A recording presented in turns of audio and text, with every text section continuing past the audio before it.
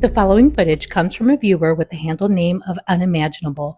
They were on November 14th, 2025, about 38,000 feet above the Pacific Ocean when they looked out their airline window and captured dozens of orbs among the clouds.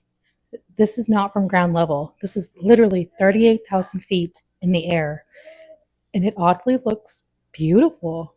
Take a look at this. Comment below. Tell me what you think.